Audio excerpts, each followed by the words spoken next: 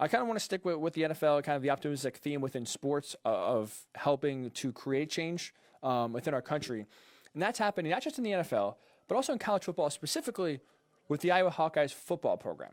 And this is a story that's really developing, really starting to blow up over the weekend as well. And if you missed it, here's essentially what happened. So their head coach is Kirk Ferentz. He's a legend there in Iowa. He's been there since, I believe, 1988. A ton of success. You know, Iowa, if you're a college football fan or a Big Ten fan, they're always a feisty team. They're always a really hard-nosed, tough, fundamental team that basically has always had success, right? For the most part, they haven't hit the peak or the plateau of winning a title, but they are just consistently 8, 9, 10 wins every single year, and they're always a tough out. They don't just roll over and die. A lot has to do with Kirk Ferentz, and a lot of credit to him for building a legitimate contender in Iowa year in and year out with teams like Ohio State, with teams like Penn State, with teams like Wisconsin, always kind of at the top of the rankings year in and year out. So Kirk Ferentz was asked, with what's going on in this country, would you be okay with either players kneeling, players protesting in some sort of way this upcoming season? And Kirk Ferentz acknowledged that he wants to do something as a team this season, whether it's all taking a knee, whether it's all showing some sort of unity that change has to happen, and they're on the side of the black players and the Black Lives Matter movement.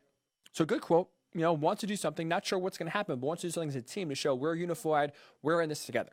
Now, what happened is that quote obviously sounds good, right? Okay, here's a coach. They recognize that here's a coach that wants to do something for the greater good and wants all of his players on the same page, so there's no division.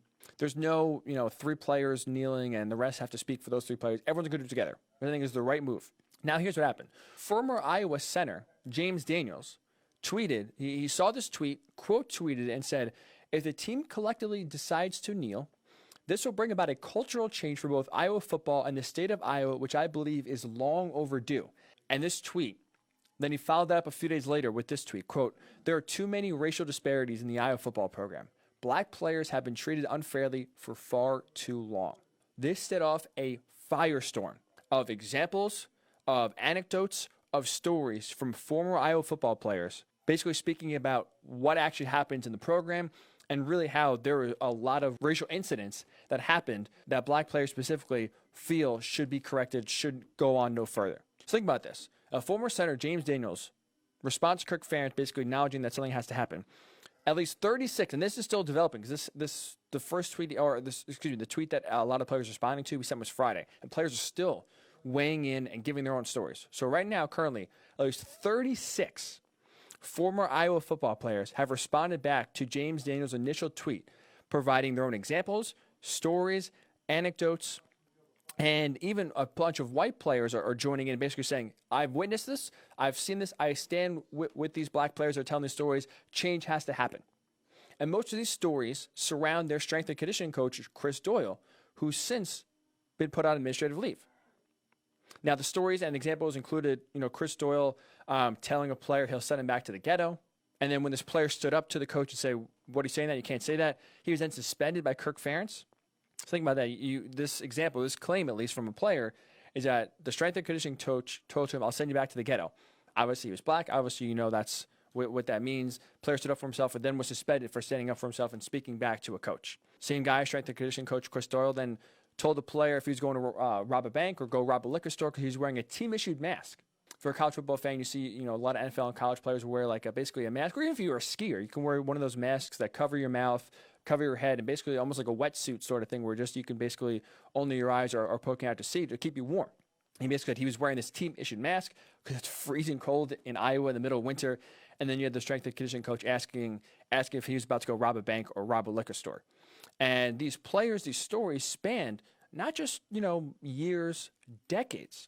Right now, from what I can tell, the earliest player to chime in with a story goes back to 2009. So at least 11 years, of players who've spoken up and provided different stories and different anecdotes of what happened have chimed in. And again, 11 years this has gone on. Who knows? It could go back even further. But the message really is all the same. Black players in the Iowa football program had to act a different way. Now, obviously, Iowa is a predominantly white state.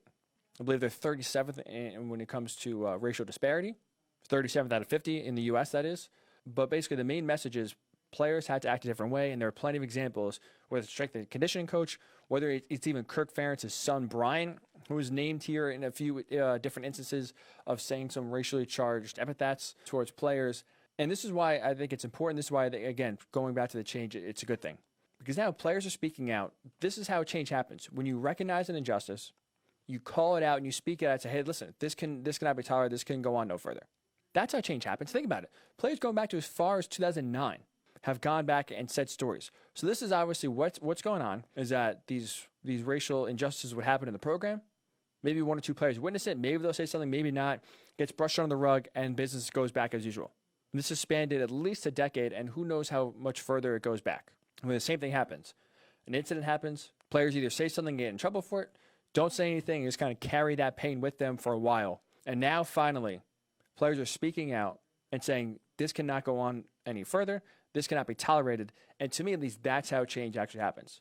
Can't bury our heads in the sand like we've been doing for decades before this. Speaking out, calling it out when we see it, and having having people either face punishment or recognize what they're doing if they're doing it, accidentally, whatever it is, cannot happen any further. Now, it doesn't sound like this is an accident. This guy knows what he's saying.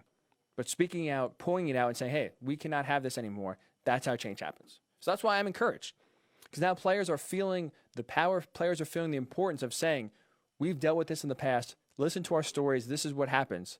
And now, for people, like me and you, let's just say, people who grew up from a white background, if you don't witness it, unless you listen, there's no way to really know about it.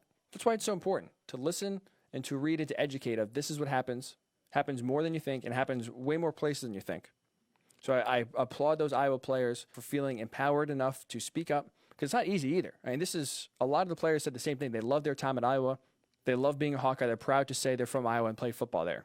But at the same time, they're doing this out of the goodness of their hearts because they want change to happen, don't want what happened to them happen to future players, That's how change comes about, speaking out, calling it out, and calling the people out that are doing the injustice. So an investigation going on with their strength and conditioning coach, Chris Doyle. He's on administrative leave currently. We'll see what comes about this investigation, if he's permanently fired from his job, and if so, if these claims turn out to be valid, credible, happened, and the strength and conditioning coach pays for it, that's a great, great, great start for change. Weed out the bad actors, weed out those that aren't contributing, call them out, and bring someone else in who will promote social justice, who will promote diversity, who will treat everyone the same, so you don't have to feel anxiety that you have to be someone else when you walk into the football building, when you walk into the weight room, when you walk on the field. That's another sentiment that a lot of the players spoke about. They felt like they had to be someone else, had to be whoever the coaches wanted them to be when they came into the building. Think about that. Think about not even trying to be yourself, not having the option to be yourself. So I really applaud and really credit these players for coming out, bringing their stories, bringing light to what actually happens. Because we actually see, the curtain's drawn, the doors are open, we see what goes on. That's how change happens. So I applaud Iowa, and I hope, again, that these two examples of Iowa football players calling out injustice and trying to bring the football program to a place and get the people out that aren't bringing it to a good place. And then also the NFL with Roger Goodell taking a stand, backing the players. That's how I think true change happens. That's why I'm taking a positive note out of this weekend. Two examples, I think, in sports that are like, hey, we see what's going on. This is how we can help. First step is, again, removing those in power that continue to oppress, continue to suppress. And the good news is, at least if Chris Doyle is removed and found guilty, that he will be out. And that will be a huge, huge boon for Iowa going forward and the diversity within that program.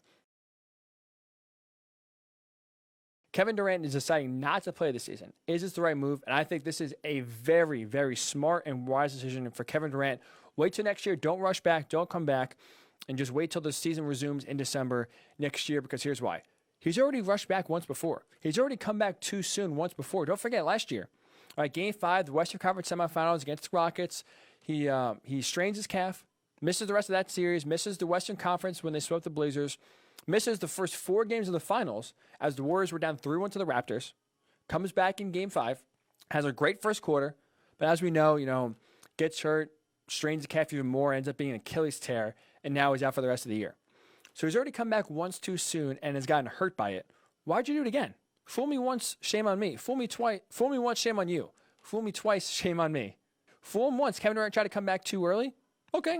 You wanted to play the finals, win another title. Fine. You commend that effort. But obviously, you come back too soon, you get hurt. That's part of the deal, part of the risk. Got hurt. Okay. Happens. Fool me twice, shame on me. If you do it again, come back too soon. Rush back in. Put yourself in harm to get hurt again. And all of a sudden, next thing you know, if he gets hurt again, misses the next year, half of his time in Brooklyn is spent on the shelf. It's not worth it. Because even, we're not talking about coming back too soon from the Achilles injury, not that it's healed. It's healed. All you hear, all you're reading, he is back rehabbing, he's back playing, but for the most part, the Achilles is back. Now it's about getting back in game shape, and that's the risk where it comes back coming too soon. You got to forget, this is a guy that hasn't played in a year. That Achilles injury came June 11th. It is currently June 8th.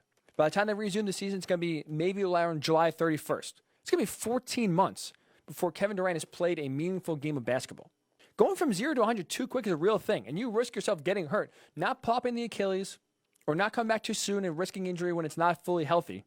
But if you aren't in shape, if you aren't in game shape and prepared to handle the intensity of the playoffs, you're going to get yourself hurt. You're going to pull a muscle. You're not going to be effective. Think about it. If you were to come back this year, there's 8 regular season games that's being played before the play-in tournament starts and before the playoffs start.